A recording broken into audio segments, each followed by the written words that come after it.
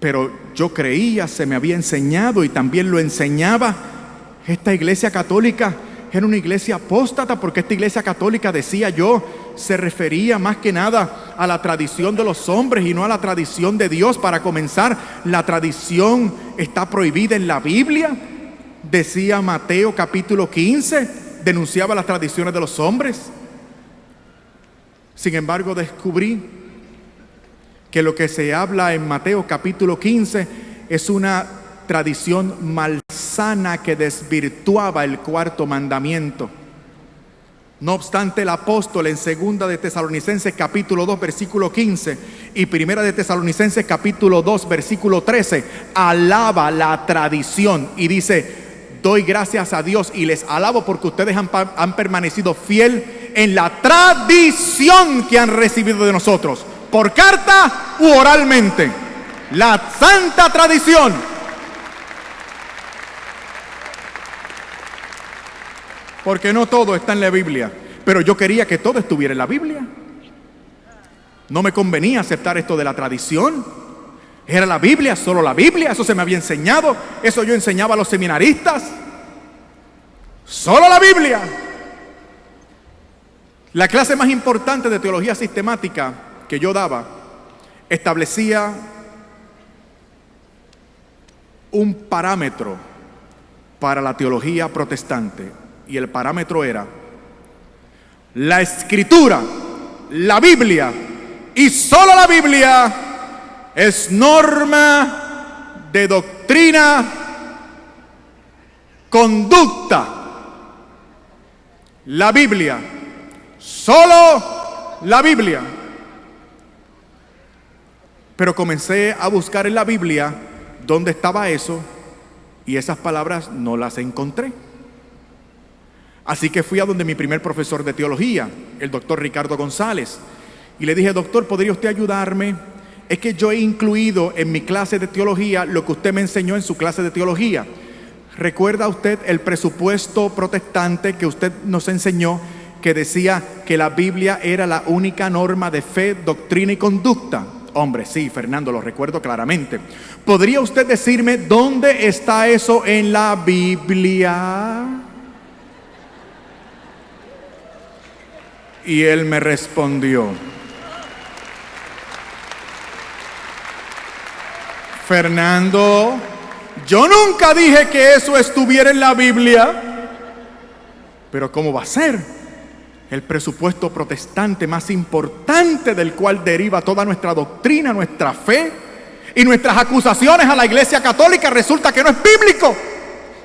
Y me decía: bueno, pero es que hay textos bíblicos que lo infieren.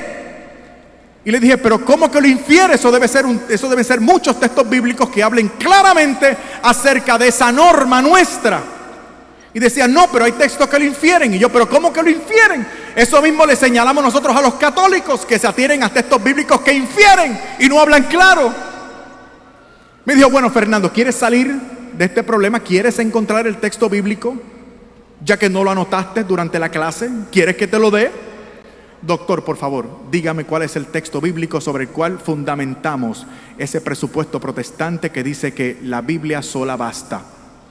Y me dijo: hombre, 2 de Timoteo capítulo 3 versículo 16. Hombre, me acordé. Seguro, doctor, recuerdo el texto. Dice: toda escritura es inspirada por Dios y útil para enseñar, redarguir, corregir, a fin de que todo hombre llegue a ser perfecto a la altura del Señor Jesús. Oh, qué texto hermoso, Dios mío. Dice que la Biblia es inspirada por Dios, y si es inspirada por Dios, viene de Él, y si viene de Él, ¿para qué yo quiero otra cosa? Es verdad que no explicita claramente lo que yo quiero, pero no importa. Lo que yo quiero es un pretexto para no hacerme católico, y esto es maravilloso. Escritura inspirada por Dios, viene de Él, para mí es suficiente, nada más. Me olvido de todo lo demás, que si la unidad de la iglesia, que si tiene que ser visible, católica, apostólica, eucarística, etc. Me olvido de todo. Al fin de cuentas parecía que el demonio me tendía una trampa. No estábamos equivocados del todo. La Biblia es inspirada por Dios, es suficiente por tanto. Llamo a mi esposa, le digo, vamos a celebrar. Ella me dice que vamos a celebrar. Yo le digo, no te preocupes, yo sé lo que vamos a celebrar. Tú simplemente aprovecha la oportunidad que nos vamos. Te voy a llevar al mejor sitio posible. Vamos a tener una cena romántica en el mejor restaurante que podamos pagar. Vamos a escuchar buena música y la vamos a pasar muy bien. Fuimos a celebrar. Después llegué a mi casa, tarde por la noche. Cuando estoy dormitando, escucho una voz.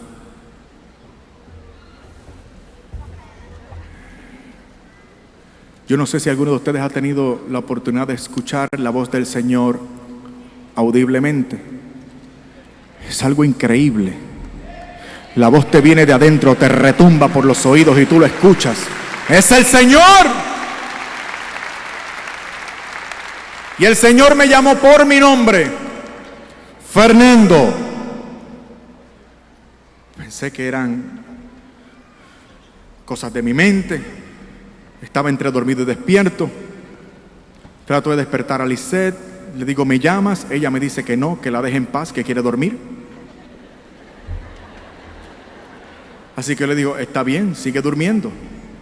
Y me quedo despierto. Fue una sensación extraordinaria escuchar aquella voz. Ahora sí estoy despierto y escucho la misma voz. Fernando. Tuve mucho temor. Supe que era el Señor.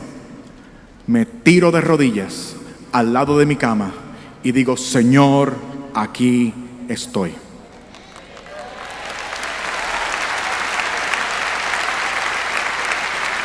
El Señor me llama la atención y me dice, ¿y dices tú ser teólogo? Yo estaba temeroso y por si acaso le dije, Señor, tú lo sabes. Y el Señor me recriminó audiblemente. Pues no seas irresponsable. Profundiza en el texto.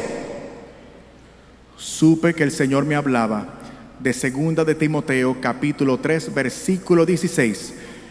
El texto bíblico que había esgrimido a mi favor para no hacerme católico.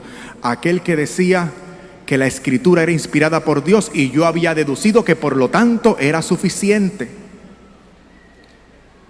El Señor vuelve y me dice, profundiza en el texto.